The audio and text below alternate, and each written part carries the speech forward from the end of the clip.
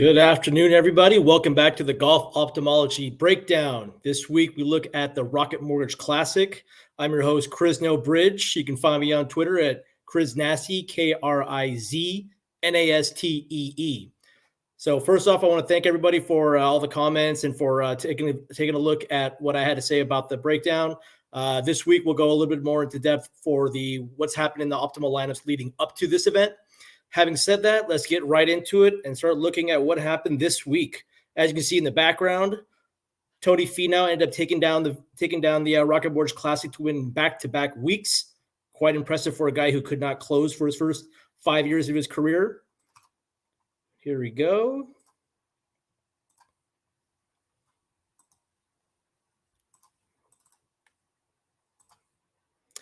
All right. So first, let's take a look at who are the top 20 players who finished this week off. So clearly, Tony Finau at 10,600 had the most points at 149.95. We can see his projected ownership was around 19%, fell just a little below that in the larger events at 17%. What you can kind of see just from a first little look here is 3 of the 4 top players all were 10,000 above. This is not usually the case in most TK events. So to have him, Cantley, and Young all essentially come through. So long as you had 2 of them, with one of them being Tony Finau, you probably did pretty well in the contest. Also, the second best player was Taylor Pendrith. Was not someone that was sliding under the radar. Clearly, he was projected 11% ownership, ended up being 15 by the end of it. At 7,500, you definitely needed him because it allowed you to have a lot of different plays in the 6 and 8K range, if there was any. But as you can see here in the top 20 players, only one player from the 8K range, Russell Henley at 8,200, actually came through and paid off. Outside of him, you can see that the next 3 players were all in the 6K range. Steven Yeager, Taylor Moore, JJ Spawn. Junyoung Kim, you guys may have heard Tom Kim, finished in 7th from DK points there. Also was projected around 10% and came in at 11. On down here, we got Wyndham Clark, the big hitter, 106 points, finished in 8th. We got Troy Merritt, Russell Henley kind of rounding out the top 10 there. More importantly, what I want you to take a look at is in a lot of weeks we have players who finish better, or at least they finish higher in DK points than did in the actual tournament itself. As you can see here, really there wasn't anybody that far ahead other than Nick Watney and Rory Sabatini. Nick Watney finished in 17th for the event, but ended up finished 30th for the event, but finished in the top 20 for points scored, and at 6,000 could potentially allow you to have the 3 guys in the 10K range, though it's not necessarily ideal. You could have if that was the route you wanted to go. Rory Sabatini finished 20th in the event, but finished 49th in the event, but finished in the top 20 for points scored. As you can remember, had that hole-in-one. Got in that ugly-ass hat. Anyways, as we move forward here, Cam Champso finished in the top 20 at 7K. A strong contingent of players in the 6K and 7K range. So clearly that was what you had to do in order to fill up your roster with 3 of the 10K players. Let's first now go over to the optimal lineup for the week. All right. So this week was a little unique, and not only did you have 2 10K players who made it into the optimal, but specifically 2 guys who actually tied in points. So what you'll see here is Tony Finau, Taylor Pendrith. We'll skip over this. Yeager, Moore, and Spawn were all in the optimal lineup. With Young and Cantley, either one would have fit from a pricing standpoint, and then for points, they tied. Now, what you'll see, the way I laid this out here is Cam Young was actually 10,100. I got this backwards. Cam Young was 10,100. Cantley was 10,700. Both scored 123 points, but there was a significant difference in ownership. One of the biggest kind of surprises for me was how owned Cantley was. At 39% in the big events. Even if you look at some of the even higher buy-ins, we saw 60, even up to 70% ownership in the 4K buy-ins. Young was at 23%, which is still pretty high. I think most people kind of projected him to be in that range, but Cantley soaring to 39 was pretty crazy. And then you got 3 guys here in the 6K range who were only owned around 1% or less than 1%. So clearly 3 guys who were relatively obvious plays, or actually 4 guys if we count this as together, with 3 guys that you either had to find a way to either look at the recent results or kind of made a little dart throw. But having all that said, the leftover amount was either I kind of averaged this out. It ended up being actually 48-7 and 49-3. So between 700 and 1,300 left over got you to 740 points for the optimal. We're going to take a look at some of the big events for the week, the big contests on DraftKings.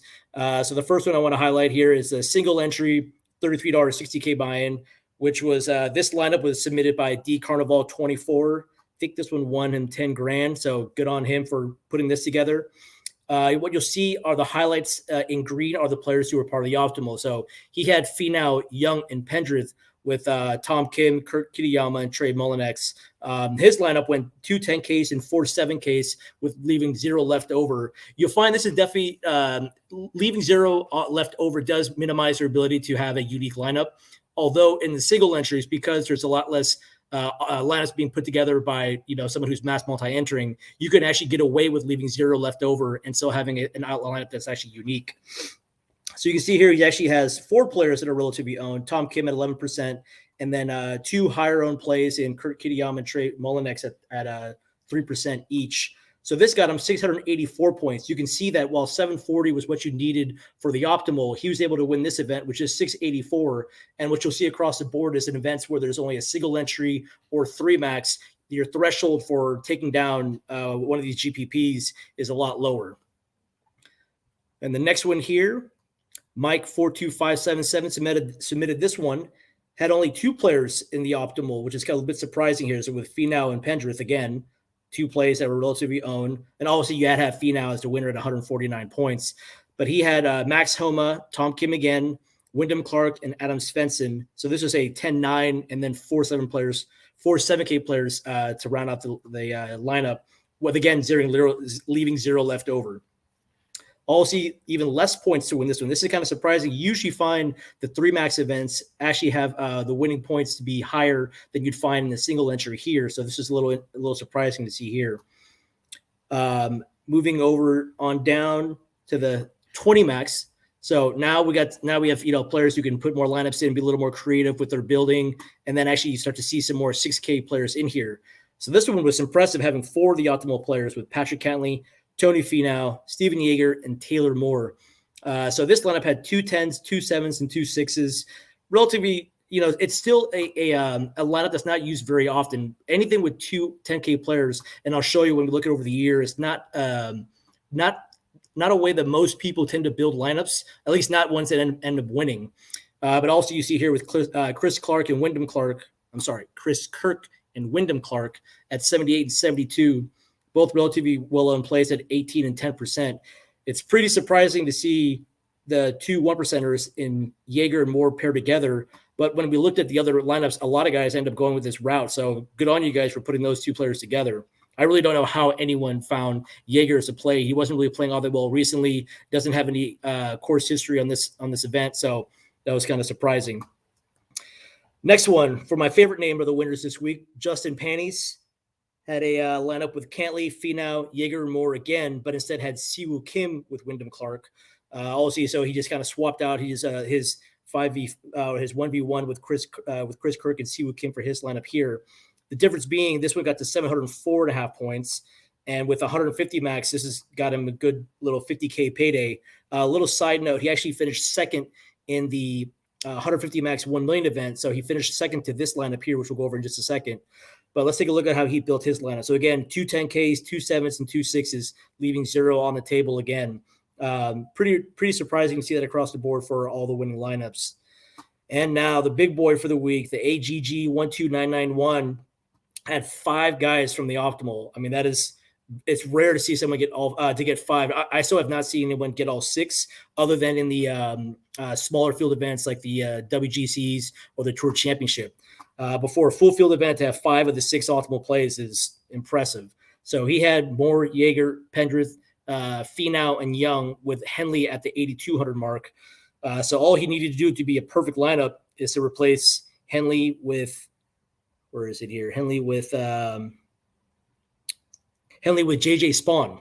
So JJ Spawn was not in anybody's lineup, but as we look into a little bit, I'll show you that Spawn should have been a more reasonable play to be used here, but instead it was Moore, Yeager, and others. So he had 5 of the 6, got him 731.5 points, which is crazy.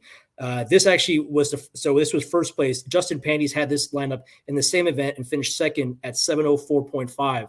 So he beat second place by 27 points, which is significant in these contests where there's over 100,000 lineups submitted. Now, what I wanted to show you here is kind of what would have been a reasonable way to get a lineup that would have won that didn't involve going too crazy with your choices. So as we talked about already, Cameron Young, Tony Finau, Taylor Pendrith, all absolutely reasonable plays. They were chalk plays, to be honest with you. So you didn't have to fade the chalk. You just had to kind of get a little unique in some other choices here. So obviously, if you took Cam Young, you were counting on the fact he's already had 6 top threes, just finished second at the British Open or the Open Championship, a couple weeks ago.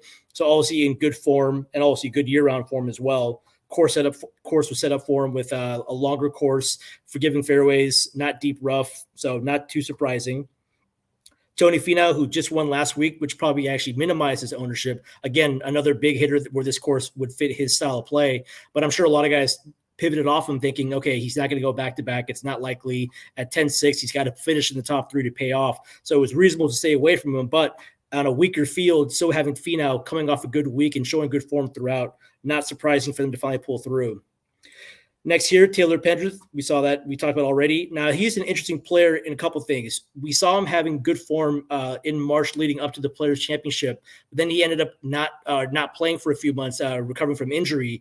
Comes back, T13 to Barbasol a couple weeks ago. Comes back in this event, was, right atop the leaderboard for the last 3 days and pays off at 7,500, even with 50% ownership to get 125 points. It was pretty necessary to have him in your good lineups. Now, Tom Kim was not in the optimal. We'll actually skip him for just a moment here. So Taylor Moore at 6,800. Okay, so how could we have gotten to him here? Well, his last 2 events, he finished top 25 at the John Deere Classic and the Barbasol. So if you're someone who looks specifically at recent form, obviously his last couple of events, he was rounding into good form and good shape. It actually is surprising he was only owned by 1%. But so much of the lineups had Cantley at 40%, where they balanced off with most guys at in the mid to high 7Ks. So if the guys did dip below 6,900, they weren't used very often. So that's why he was only at 1%. Now, JJ Spawn, also 1%, had not been great recently, but more importantly to me, I think, is we've only played at Detroit Golf Club 3 times, and all 3 he made the cut and finished top 32. I believe it was 32nd, 30th, and 13th. So obviously you've got Taylor Moore as your recent history guy, and then JJ Spawn as your course history buff. So having those 2 together, I think, seemed reasonable, but yet no one actually had them in any of their winning lineups. But if you had those guys along with Tom Kim, who had just finished 26th at the 3M, finished 3rd at the Scottish Open, 27th at the U.S. Open. So clearly a guy that everyone was talking about was on the right track as far as training the right ways. So having those 4 guys plus Moore and Spawn at 6,800 left you with 500 left over and 725.5 points. This would have won pretty much every single GPP MME out there other than this filthy lineup by AJG. So had you gone this route, you could see that you didn't have to go crazy overboard with keeping a lot of money under the table. You didn't have to go do a lot of pivots. You just had to pick the plays that have been playing well and then add a couple guys who have either a little bit of recent or a little bit of course history to sprinkle in the lineup to build it out to 49.5 and get to 72.5 points. And we can see with ownership, this one was one of the lower ones at 68. But depending on, even if you went to the higher buy-ins and with the larger 150 max, these guys had 73 points or 73% total ownership and 79% total ownership on those spots there. All right, so now that we've kind of talked about the players and what the lineups look like, I kind of want to do a little breakdown of prior optimal lineups here. So give me 1 second.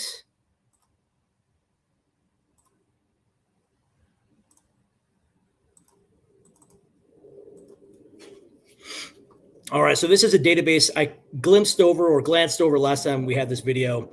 So in here, I've tracked the last 176 lineups and the builds they have on there. So you can see here, there's one lineup here that 3 7Ks and 3 6Ks. Must have been a trash like John Deere event. And all the way up here where we have the 10K plays. Now, what I want to show you specifically is that it's not often where we have 2 10K players as the optimal lineup. Here we have one instance where it's 2 10Ks, a 9, and 3 6s. Here's another one, 2 10Ks, 8, 7, 6, 6. Specifically this week, the 10, 10, 7, 6, 6, 6 is the first time we've had this lineup in the last 3.5 years or 5 years I've got this recorded. But in all, we've got what, 5, 6, 7, 9, only 10 instances in 176 events where having two 10K players was the optimal route of going. But also this week we saw with 3 of the top 4 being 10K players, it was the route you kind of needed to go through. So here's a couple more stats I'll kind of show you here. So lineups where it started with 10K has been the route in 108 of those events. So 61% of the time. That actually was lower than I expected. I assumed that there'd be a lot more, closer to 3/4 to 80%, where the lineup would start with a 10K player. But clearly, 39% or more than a third started at either 9, 8, or 7K. This one here just shows the total amount of times that price range is in the optimal. So 10K players account for 11% of what's in the optimal. 9 is 14% on down. Obviously, in most lineups, you're going to have multiple 6 and 7K players. So that's why you have a higher percentage at the 7K and 6K players at 36 and 22%. Another one here, I know for a lot of guys who do a lot more betting in the outrights, also your price range is dictated by your usual Vegas odds. So 10K players, 29% of the time is the winner. Not too surprising. I mean, it's usually a small amount of the field. When we have a 150 player slate, there's usually between 4 and 6 players in that 10K range. So for them to win 30% of the time seems about reasonable. Same with 9 and 8, 19, 17%. What's kind of surprising is the 7K player has been the winner 21% of the time. So the 7K player has been the winner more often than the 9 and 8K player. And again, a lot of this is the fact that there's more 7K players in the slate. But even if you count for the 6 and 7K is more than the 8 and 9, that to me, I think would still surprise most people when they're looking at how often they're betting. There is one player that was not priced, and actually it was this event 4 years ago when Nate Lashley won this. He actually won as a late add-in. He was he did not even Monday qualify. There's someone had withdrawn, and he got put in after DK had released all the prices and did not at the time decide to change their prices. And I want to show one last piece here. So the most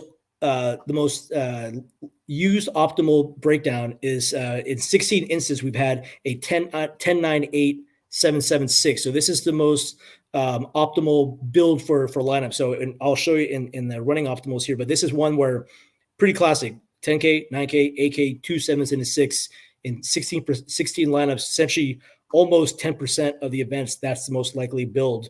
Another one, the 10-9 with 3 7s and a 6.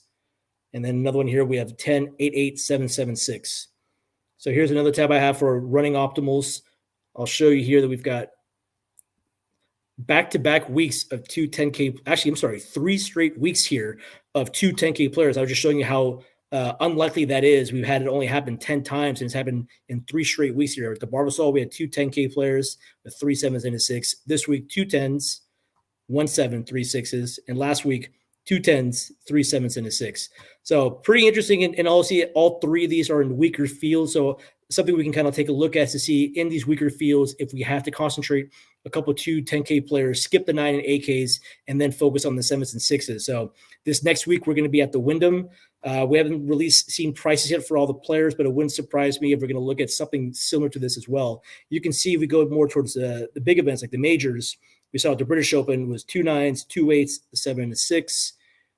Go back up here to the PGA Championship, which is at 10, 8, 7, 7, 6, 6. See what else we got here. I feel like I'm missing some lineups here. Here we go. All right, the big boy events, Riviera, 10, 9, 8, 7, 7, 6. That's the one that's used the most often. API, 10, 9, 8, 7, 6, 6, also a pretty popular one. Players Championship, 10, 9, 7, 7, 6, 6. So you can kind of get a feel for what these builds are looking like. Obviously, a lot of them, especially the most recent ones, have a lot more 10K players in them. Let's see one we didn't have any 10Ks. Waste Management, we had 3 9K players, 2 7s and a 6, and you can kind of see here the money left over. I think most people would think, okay, I don't want to leave too much left over because I want to maximize on value. But it's very rare where we have the optimal lineup leave 0 left over. So the match play, again, the WGCs tend to be a little bit funky in that way with 0 left over. But most of these, 1,000, 3,000, 700, 400. Scroll down here. Most of these, there are more that leave over 1,000. There are that leave less than 500. So keep that in mind when you're building lineups. Take a few chances in leaving some more money left over, and you'll see that it'd be worth it to get closer to that optimal lineup. All right, guys. I got Bryson and Bubba behind me, both live guys. What a joke. We'll talk more about that in the future. Maybe we'll look at live showdown lineups. Until then, thank you all for your patience in me learning how to use this site and the podcast. You can find it. I also record this over on Podbean. Just look for Chris Nasty. I'll put all the links in my Twitter profile. Thank you so much. Look forward to next week at the Wyndham. Good luck, and hopefully we get a lot of green screens.